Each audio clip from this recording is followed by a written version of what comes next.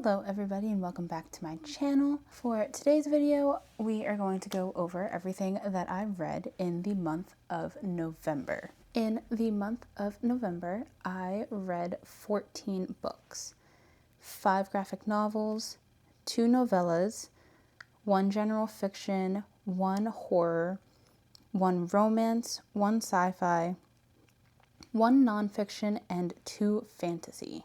So wide range of books that we have going on this month. The first few books that I read in November were the Heartstopper series. I read, oh my gosh, I almost dropped that. I read all 5 of the Heartstopper books that are currently out, as well as the 2 original novellas that were released in 2015 called This Winter and Nick and Charlie. I don't really have an individual review for each of these books. They kind of all blend together and there's not a ton of content in each volume. So I'm just going to talk about this series as a whole, including the 2 novellas. If you guys have never heard of Heartstopper, it follows these 2 boys in uni. Is that what British people call high school?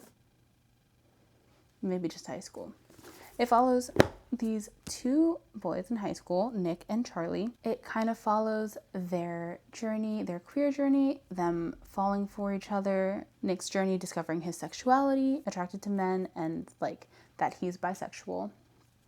And it's just a really, really cute series. This is a show on Netflix. I watched maybe the first 2 seasons of it. I think there might be a 3rd one out that I haven't seen, but both the show and these books are so cute. They were so heartwarming, so adorable. I really have a soft spot for bi people, specifically discovering their sexuality. I feel like there's a ton of books about discovering gay or lesbian sexualities, but not a lot focused on bi.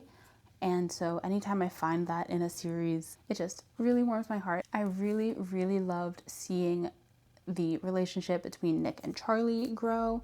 I loved seeing the found family aspect. I liked seeing how supportive these people were with Nick's questioning and self-discovery, and with Charlie's mental health diagnoses. I think both topics were really, really good. While a little simplistic, they are graphic novels, so I wasn't really expecting them to be super gritty or in-depth, especially not in this series. But I think nonetheless the conversation was very important. I think the novellas dug into especially the mental health diagnoses more deeply than the graphic novels do in the core series. I also really loved the artwork in this series. I love the like doodle vibe going on. I rated each of these books somewhere between like 3.25 to 4 stars. I had a good time reading them, but like I said, they didn't have a ton of substance, a ton of content in it. It was just kind of watching these 2 guys discover themselves and go through growing up, but watching from a distance in like an older sister kind of way. We don't really get to hear a lot of their thoughts and like really be in the middle of it. These books were a ton of fun, but I just don't think that they're very memorable, which is kind of why I'm talking about them as a series as opposed to going through each volume and novella separately. Then after Heartstopper, I read Anxious People by Fredrik Backman. I really enjoyed this book. Before Anxious People, the only Fredrik Backman books I've read are the Beartown Trilogy. This has a very different vibe from the Beartown Trilogy. The Beartown Trilogy feels very serious. It feels very heavy to read, but Anxious People has humor in it. It was a little bit lighter. I think this book does a really good job at demonstrating our biases and championing empathy for people. It really pushes the message of you don't know what everyone else is going through. You don't know the circumstances that made someone do something. Nobody ever plans out to be a person who does bad things, but sometimes life happens, things get desperate, and you can always get that way. This book really makes you question what makes somebody good or bad, and it also makes you wonder how far you will go personally in times of desperation. I think Fredrik Backman is really good at creating a cast of characters where you just care about everybody, even for characters who just don't even get a name. The main character in this book actually doesn't get a name. You never know who the bank robber is. It makes it a lot easier to put yourself in that character's shoes because there are no defining characteristics given to the bank robber. I've really enjoyed this book. If you didn't like the Beartown trilogy, I think you should give Anxious People a try, just because this is more humorous, it's lighter, while still kind of taking a look at human behavior and just human nature in general. I ended up rating this 4.25 stars.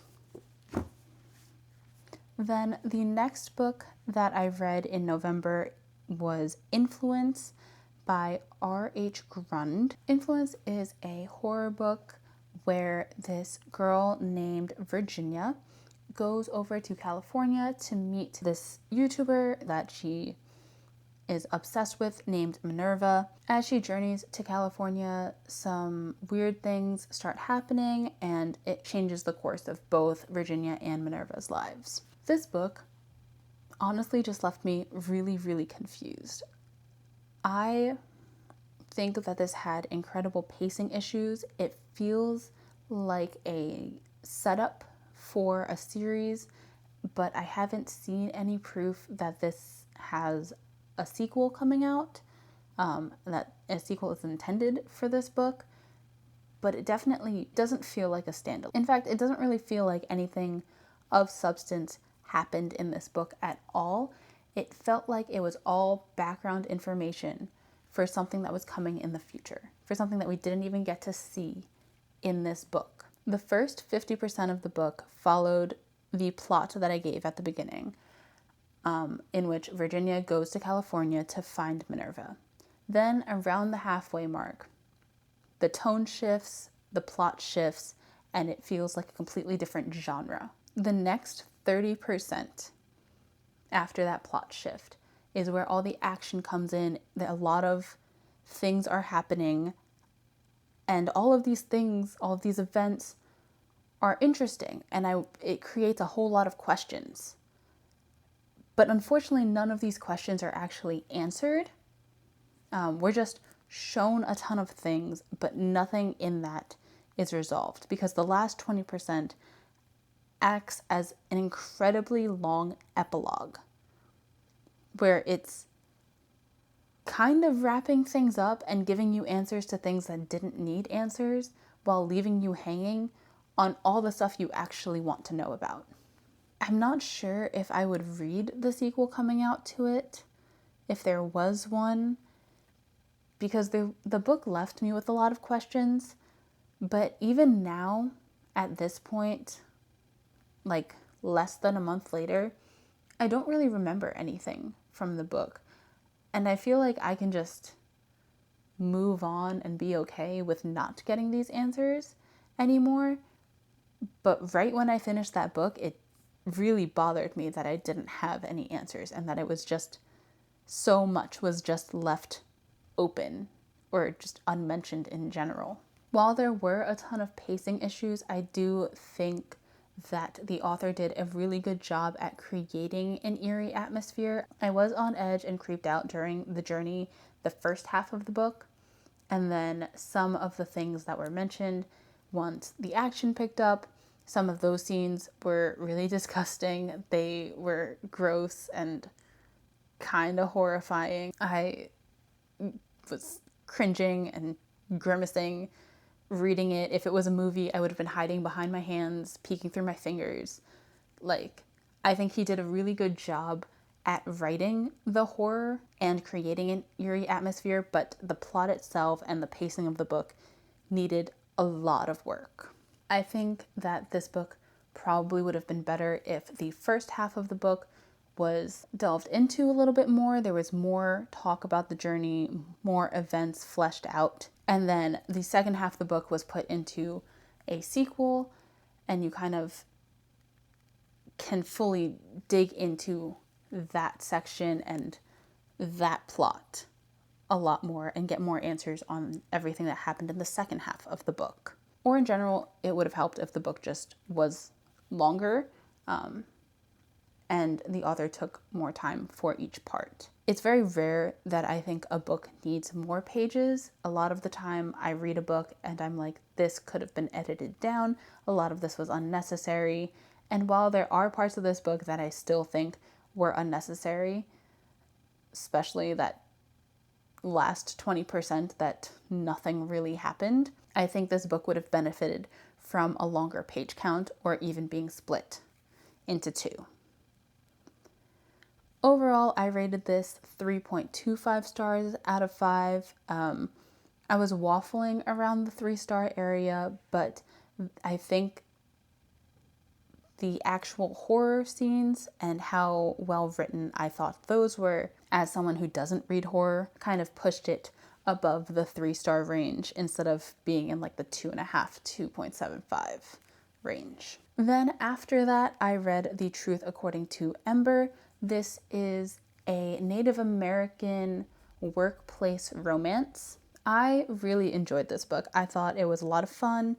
I really liked the characters. I thought Ember was very relatable while also being very infuriating. Reading this book really felt like that TikTok trend that was like, don't judge because that could be you someday, but why would I lie about half the things that she did? Ember lied about so many insignificant things. She just kept piling on the lies, and it was a little infuriating to read. Like, I wanted to reach in there and just smack some sense into her and be like, hey, don't do that. Like, think a little bit. The love interest, oh my gosh, I really want to pronounce this correctly because they made such a big deal of it. I need confirmation on whether or not this is correct. Danuwoa?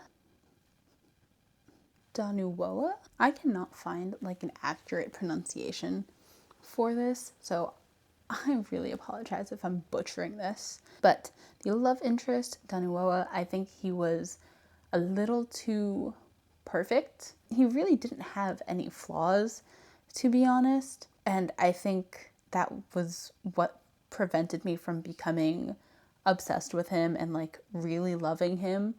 He just didn't seem realistic because he wasn't shown any flaws while Ember was shown to have a ton of flaws. It would have been nice to have that balanced out a little bit more. The side characters, Joanna, Walela, Sage, Tito, they were all so funny. I absolutely loved them. I thought that the writing in this book was very easily digestible. There were a couple spice scenes, but nothing too overwhelming. I had a really fun time with this, but I don't think it was anything too unique. But I feel like I have that opinion on most romances that I've read. I think for me, the romances are make or break on whether or not I like the main love interest. And like I mentioned, he was just a little too perfect and unrealistic. Next, I read The Compound by Rawle, probably another name I am butchering. This follows a girl named Lily who goes on this reality TV show where they kind of have to do challenges to earn things to upgrade the compound while also having to partner up and like kind of Love Island vibes, go to bed with somebody every night to stay in the house. Last person standing can get anything they want and can stay in the compound for as long as they want. This book I bought with the thought that it was a thriller, saw people talking about it, and then went into it with the expectations of a literary fiction. But as I was reading it, it still felt like it was trying to build up into a thriller. I kept trying to manage my expectations, but the way that it was written, and especially at the beginning, it felt like it was building up to be a thriller. I don't think it did a good job of being a literary fiction or a thriller. The social commentary wasn't that strong in this, in my opinion. It very much focused on capitalism and consumerism and how people just can keep wanting things without really knowing what they want. But I honestly didn't, I was expecting something more than what I got. Every single character was one-dimensional. They were a stereotype. I absolutely hated our main character. She was incredibly vain, a little stupid. She was an infuriating point of view to read from. I didn't like that. I didn't like her. I wish that we had gotten more detail about what life was like outside of this show, because there was a lot of hinting towards how life is really bad outside the show, how there's a war going on. And I think any of those details might have helped me understand these characters' motivations and why they're here, why she wants to stay here so desperately. Literally the worst thing in this book is that my copy has a brutal misprint. There's a giant chunk of pages in here that are from a completely different book. I was reading this, and while I still don't think this can be classified as a thriller, there were some action scenes that happened towards the end of the book, and those had gotten me hooked. I was like, oh, what the hell is going on? What happened? We had been so slow, so calm for so long, and then things just started happening real fast, and I hit the misprint. I was missing 2, maybe 3 whole chapters of this book because there was just a different section. There was just a section of a different book, completely different book in here, which completely took me out of the story. It took me maybe 20 minutes to find a version that I could read online of those chapters. And then by then I had already lost interest. It didn't feel worth it anymore. I think the misprint really ruined the ending of the book for me. I don't know if I would have felt as negative as I do about the end of this book if the misprint didn't happen. But yeah, I think this book had a ton of potential and it just didn't live up to any of it. I rated this one 3.25 stars out of 5. Did I ever rate? I don't know if I ever told you the rating for The Truth According to Ember, but it was 3.75 out of 5. Next, I've read Stiff, The Curious Lives of Human Cadavers by Mary Roach. I tried reading this physically last year. You can kind of see by the tabs. I didn't get very far into it.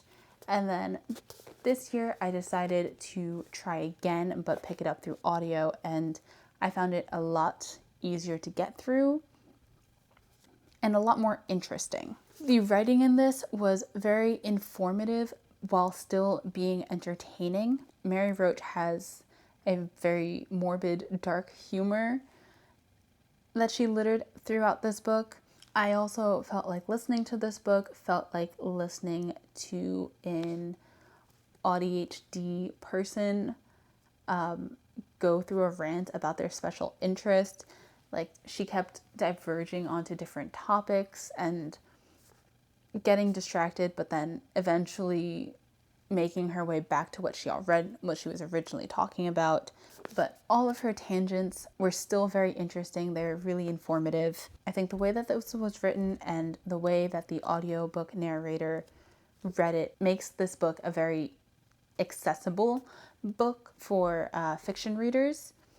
I am not typically a nonfiction reader, but the topic was very interesting, and the way that it was written was just very funny, that it kept me intrigued the whole time. I rated this book 4 out of 5 stars. I think it's a great nonfiction read if you are curious about the different things that you can do as a cadaver.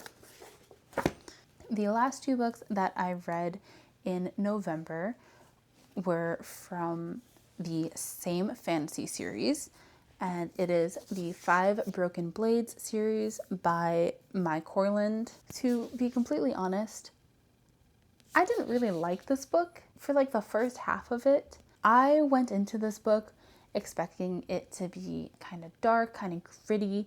I was expecting it to be a high fantasy, an epic fantasy, and this was just a romantasy. Like, this was, honestly, there was almost more romance than fantasy in this first book. The emphasis that was put on each of the romantic couples in this were crazy, was a lot, and unfortunately, they weren't even done well. We jump between 6 different points of view, and very early on in the book, very obviously in the book, you can tell that our 6 characters are kind of being forced into 3 separate couples. The romance was really tropey, and so I spent the first half of the book kind of like let down by this because it wasn't meeting the expectations that I had.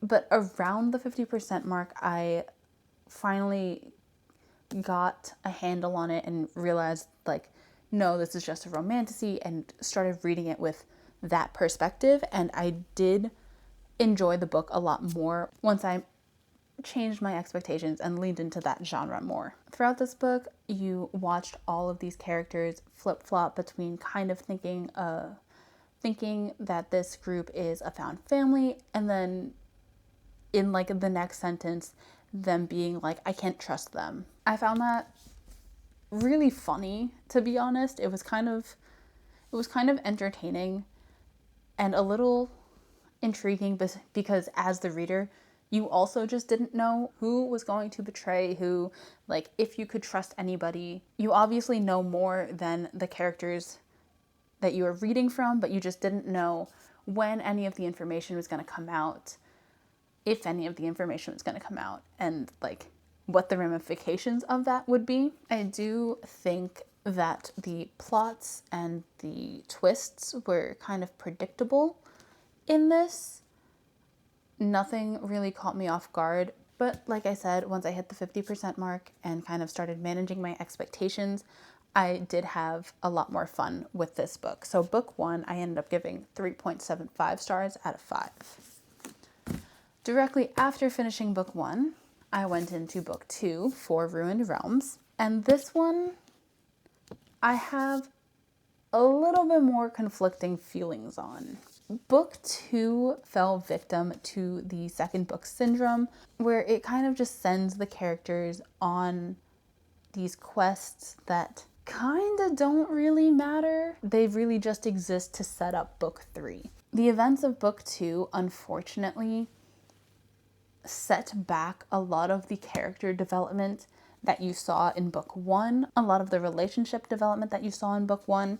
So it kind of felt like we were going through and watching these characters make the same mistakes again. While I do think this is a romantasy, the romance part is the weakest part in this.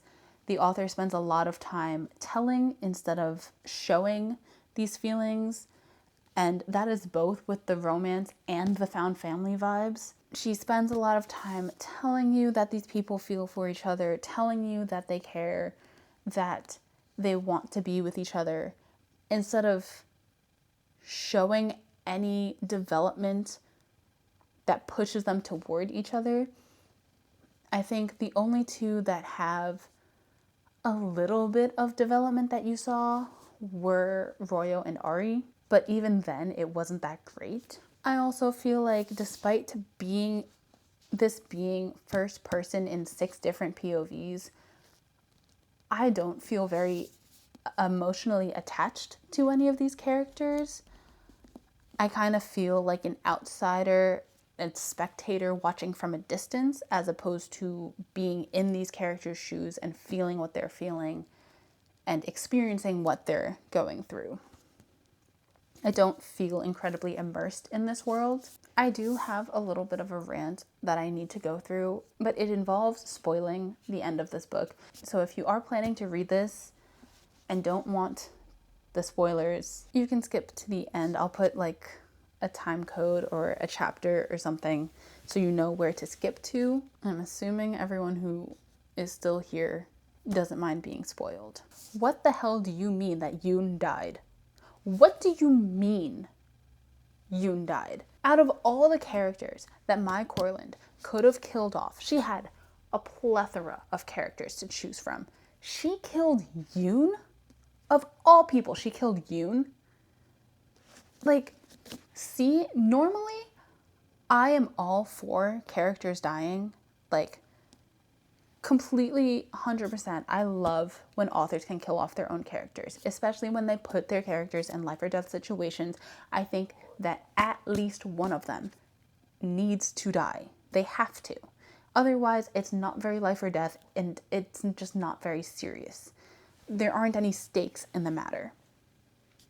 But out of all of them, she picked Yoon to be the one to die. His death was literally so unsatisfying. We spent 2 whole books talking about how Yoon has no idea that Mikhail is Gaian, and how Mikhail doesn't know how Yoon will react to this information, how he doesn't know if he could trust Yoon with that information, because Yoon seems to be very okay with the idea of genocide and with like letting random people die for no reason or for just his own personal gain. Like, this was incredibly intriguing character development, relationship development. I wanted to see how we were going to balance the colonizer versus the colonized, how they were going to either overcome or not overcome this.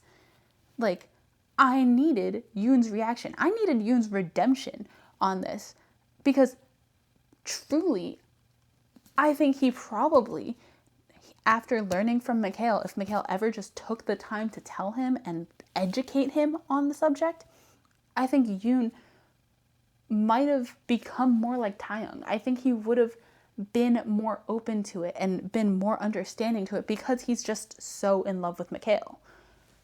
But we'll never know. I think that conversation would have been very interesting and very important, but we'll never know, because she killed Yoon? Of all people, she killed Yoon? And then there was also the fact that throughout book 2, all we heard from Yoon was that he was planning to betray the crew, that he was planning to steal the ring and give it to June and all of this shit. Would he have? Would he still have? Because it's not the ring that killed him. He was willing to die. He was willing to die using the ring, except not really, because he was looking to kill time in the hopes that somebody would kill Quillamar. That somebody would catch the hint and just like grab the weapons and start defending them so that they can get out of there. It didn't fully feel like he was sacrificing himself in that scene. It didn't fully feel like he had decided I would never betray them in that scene. I'm pretty sure in that chapter right before he died, he was still thinking, oh, I might be able to get this to June. That was a piece of intrigue. Yoon's death killed so much intrigue. It's infuriating. It's really infuriating. I spent most of this book pissed off in Yoon's point of view because I thought he was so insufferable. But he still had the most intrigue surrounding him. His relationship with Mikhail and that genocide conversation would have been so interesting. The realization that he actually does have royal blood, and then that's dead too. Like, granted, I haven't read book 3 yet. I haven't finished book 3. I'm in the middle of it right now. And so I guess there is still a chance that some of this intrigue will come back. But honestly, if Yoon comes back in any way, shape, or form, that just makes it worse. It cheapens his already unsatisfying death, because you couldn't keep him dead. It was really incredibly infuriating. I'm not a fan of it at all. I am upset that that is the character she decided to kill. I think that someone needed to die at the end of this book because, again, life or death situations and no one dying just means that it wasn't life or death. Like, there's not enough plot armor to save all 6 of your characters, all 8 of your characters, however the hell many people show up in this book. There's not enough plot armor to save all of them. But she chose the wrong one to kill off. He was not the one who should have died. There was too much intrigue going on with him for him to be the one to die at this point in time. Okay. Rant over.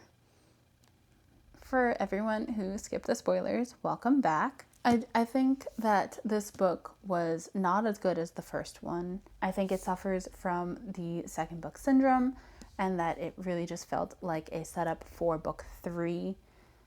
And yeah, I ended up rating this 3.25 stars out of 5. But with that, that is every book that I read in the month of November. This is the end of the video. Comment down below your favorite read from the month of November. If you liked this video, make sure you give it a thumbs up, subscribe, and I will see you guys next time. Bye!